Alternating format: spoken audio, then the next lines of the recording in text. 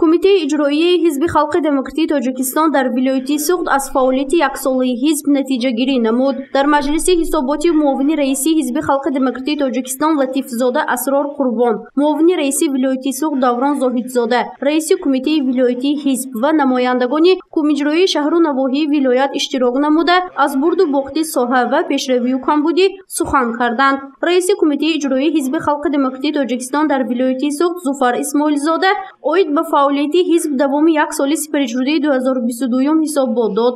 Вай таъкид кард, ки дар ин давра барои қабул ба аъзои ҳизб аз ҳисоби ҷавонон ва духтарону бонувон эътибори махсус дода шуд. Ин буд, ки давоми як соли охир аъзоёни ҳизб дар вилоят ба миқдори 8363 нафар зиёд гардид. Дар умум сафи аъзоёни ҳизб 165793 нафарро ташкил медиҳад, ки аз ин шумора 94314 нафар занон ва 65383 нафар ҷавонон мебошанд.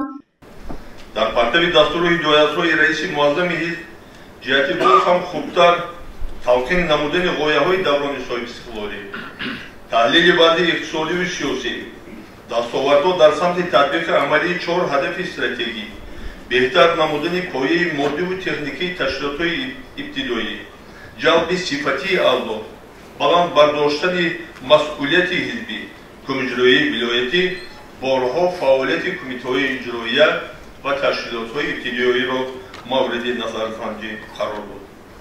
Бо иқдоми кумитаи иҷроии марказии ҳизб эълон шудани тадбирҳои шаҳодатномаи ман, ифтихори ман, рейтинги ҳизбӣ, тадбир ҷиҳати пардохти ҳаққи аъзогӣ дар сатҳи вилоят бошад, ҳафтаи аввали ҳар моҳ эълон гардидани ҳафтаи тақвияти корҳои дохилии ҳизбӣ, эълони озмуни кумиҷроия шӯъба ташкилоти ибтидоӣ беҳтарин, ҷоиза барои беҳтарин асарҳо, мақолаҳои таърихӣ, суханбарӣ, санъат хеле самаровар аст. اطلاع داده شد که دوامی سال در سمت زیاد نمودن صفی اعضایان حزب سهمی کمیجرویی‌های شهر و نواحی خوجند، دیوشتیچ، اشت، باباجان غفورов، اسفره، بوستان، کانی بادام و عینی خیلی نظر است. در این دوره کمیجرویی خوجند 1794 نفر، دیوشتیچ 965، اشت 950، باباجان غفورов 794، اسفره 686، بوستان 667، کانی بادام 650 و عینی 611 نفر صفی اعضایان حزب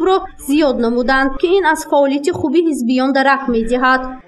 کمیته اجرایی حزب خالقی دموکراتیک تاجیکستان در ولایت سوخت رابطه مستقیم با جامعه و منتظم کاربری نمودن با مردم را در فعالیت خود وسعت می‌بخشد. با مسئله شنیده مراجعت شهروندان، مساعدت در حل مشکلات آنها اعتبار مخصوص می‌دهد. در دوره حساباتی با قبولگوی جمعیتی نزد کمیته شهر و نواحی ولایت زیاده از 8000 نفر با مسائل گوناگون مراجعت نمودند. آن مسائلی که با کمیته اجرایی وابسته بودند از جانب مسئولین در مدت‌های معین شده حل خود را یافتند. از مراجعت مردم معلوم می‌گردد که باوری و اعتماد اهل جامعه به سیاست پیشگرفته حکومت جمهوری تاجیکستان و حزب خالقی دموکراتیک تاجیکستان روز از روز زیاد می‌گردد. در ادامه مجلسی حساباتی برآمدی چندی از رئیسان کمیجروی شهر و نواحی ولایت سوغد نیز شنیده شد. مسئولین از نتیجه های یک سال فعالیت حزب در شهر و نواحی‌اشان حسابات داده برای اصلاح کمبودی و معما از راهبریت کمیته ولایتی حزب سپارش گرفتند. همچنین از جانب مسئولین جهت کاربری در سمت پیشگیری پشتکاری عائله‌های جوان و جلب هرچه بیشتر جوانان به صف قوه‌های مسلح جمهوری تاجیکستان ابراز نظر کرده شد.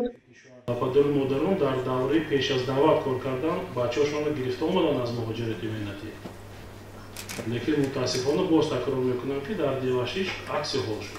دو جماعتتون عموما قریب زیاده از 5 سال باز اجرا نمیکنند نقشش، لیکن همون رئیسای جماعت فعالیت میبرند. برای چی؟ من باوری کامل دارم که اعضای حزب خالقی دموکراتی است، اعضای کمیته اجرایی نواحی است، لیکن یگان چهره نمیبینید. اون اساسش من میدونم بعضی حالت‌ها مثلا قدر نمیرسد با اون نمی‌کنیم که رئیسای جماعت امروز خودش خودشون که رفتن هستن دیگر مسئله هست، لیکن ریشه و کارکردگی ما نیست. مسئله اساسی من شما در کار شما دیگر در 5 ورق تحلیلی که از حساب هم امنیت هم شعبه کارهای داخلی نواحی هم پرکراتور نواحی دادیم مسئله باشه شما می‌دید یا ببینید. дар идомаи кори ҷаласа нақшаи кори кумиҷроии вилоятӣ барои нимсолаи аввал, нақшачорабинӣ вобаста ба тарғибу ташвиқи паёми президенти ҷумҳурии Тоҷикистон ба Маҷлиси олӣ дар бораи самтҳои асосии дохилӣ ва хориҷии кишвар тасдиқ гардид. Давоми соли 2022 дар сохтори Кумитаи иҷроии Ҳизби Халқи Демократии Тоҷикистон дар вилояти Суғд як қатор тағйироти кадрӣ ба амал омад. Иттилоъ дода шуд ки дар асоси оинномаи ҳизб ва низомнома дар бораи интихоби Кумитаи иҷроии Ҳизби Халқи Демократии Тоҷикистон тибқи муқаррароти муайян гардида ба вазифаи муовини раиси Кумитаи вилоятии ҳизб номзадии Фирдавс Салимов интихоб гардид. Дар ҷанбасти Маҷлиси ҳисоботӣ ҳамчунин ба раисони кумиҷроии шаҳру навоҳии вилоят ҷиҳати фаъолияти назаррас дар соли 2023 вазифагузорӣ карда шуд. гузориши Фарзона Шамсиева, Насим Раҳимов барои барномаи иттилоотии Хабар.